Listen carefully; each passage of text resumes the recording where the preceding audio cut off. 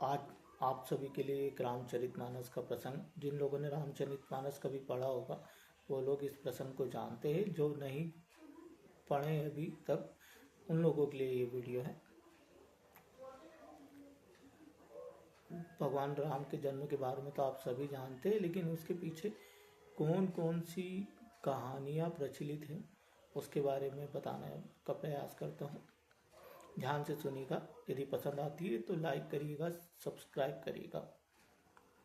एक समय की बात है कि नारद जी पृथ्वी पे और इधर उधर विचरण कर रहे थे। उन्हें श्राप मिला हुआ है कि वो एक जगह पे स्थिर नहीं रह सकते, लेकिन एक जगह पे पहुंचने के बाद उनको वहाँ का वातावरण और वहाँ की माहौल ऐसा लगा कि वो वहाँ पर बैठ गए, और बैठने के बाद वो समाधि में चले गए।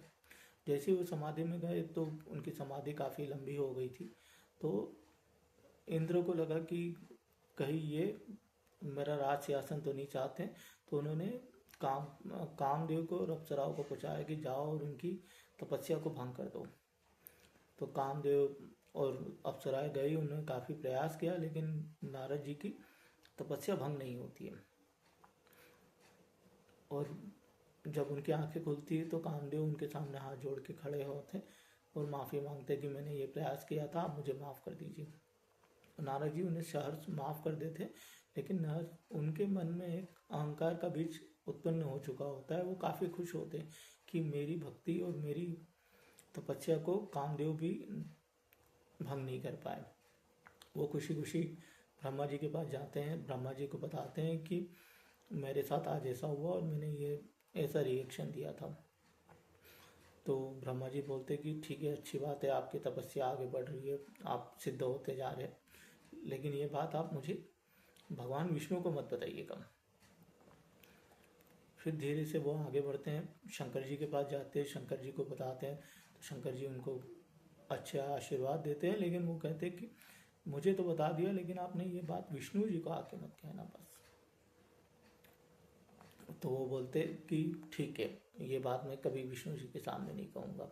कुछ समय बीतने के बाद में वो विष्णु लोक जब पहुँचते हैं तो विष्णु लोक में विष्णु जी को देखकर उनके मन में वही ख्याल फिर आता है, और वो विष्णु जी को बताने लगते हैं कि कुछ दिनों पहले की बात है और मेरी तपस्या कामदेव भी भंग नहीं कर पाए, और मेरी भक्ति इतनी स्ट्रांग हो गई है और मैं ऐसा होते जा रहा हूँ। तो भगवान विष्णु बोलते कि अरे वाह, ये तो बहुत अच्छी बात है, आप तो ब्रह्मचारी हो, आप तो आपके जैसी तपस्या कोई नहीं कर सकता, आप तो बहुत बड़े भक्त हो। उन्होंने ऐसे बोल दिया और फिर वो वहाँ से निकल गए। जब वो वहाँ से निकल गए तो बाहर देखते हैं कि एक सुंदर सा नगर दिखता है, जिसको देख के वो मंत्रमुग्ध हो जाते हैं। वहाँ पर वहाँ के जो लोग थे वो भी काफ़ी सुंदर और अच्छे दिख रहे थे, और महल भी काफ़ी अच्छा दिख रहा था। तो जब वहाँ पर जाके उन्होंने देखा कि यहाँ पर क्या हो रहा है, तो वहाँ के लोगों ने बोला कि यहाँ के जो राजा हैं उनकी बेटी का स्वयंवर होने वाला है, उसकी तैयारियाँ चल रही है। तो वो भी चले जाते देखने। जैसे ही उस बेटी के पिता को पता चलता है कि नारद जी आए, तो नारद जी को बुलाते हैं, मिलते हैं, उनका सत्कार करते हैं और अपनी बेटी से मिलाते हैं। तो वो उनकी बेटी को देखते हैं तो मंत्रमुग्ध हो जाते हैं। उनके मन में काम वासना जाग जाती है। वो बोलते कि क्यों ना मैं इससे शादी कर लूँ। अब ऐसे विचार करके वो अपनी उनकी बेटी की तारीफ करके जब वहाँ से आगे बढ़ जाते हैं तो फिर वो जाते हैं कि अब क्या करूँ क्या करूँ क्या करूँ मैं, कि ये लड़की मुझे ही पसंद करे। तो वो विष्णु जी के पास जाते हैं, विष्णु जी को अपनी दिल की बात बताते हैं। विष्णु जी उनको आशीर्वाद देते थे कि जाओ, जो तुम चाहते हो वही हो। वो चले जाते हैं और भरी सभा में जब जाके बैठते हैं तो आसपास सारे लोग उनको देख के हंसते हैं रहते हैं। उनको समझ में नहीं आता, उनको लगता है कि मैं तो काफ़ी सुंदर दिख रहा हूँ और तुम ये लोग मेरा जानबूझ के मजाक उड़ा रहे कि मैं यहाँ से चला जाऊँ और ये लोग जीत जाए। वो लड़की माला लेके आती है, लेकिन वो नारद जी को देखती है और उनको अवॉइड करके आगे बढ़ जाती है। जब और वहाँ से आगे बढ़ जाती है तब वो जो दो उनके पास में पर ब्राह्मण बैठे होते हैं वो उन लोगों से पूछते हैं।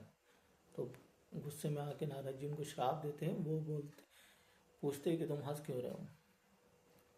तो उन्होंने कहा कि अब आप पूछ ही रहे हो तो आपने अपना लगता चेहरा नहीं देखा, इसलिए आप बार बार हम लोगों के ऊपर गुस्सा कर रहे हो और हम लोगों को श्राप दे दिया आपने। जाके अपना चेहरा देखो, आपको पता चलेगा। अब वो जैसे ही जाके पानी में देखते तो उनका चेहरा पूरा बंदर की तरह हो चुका होता है।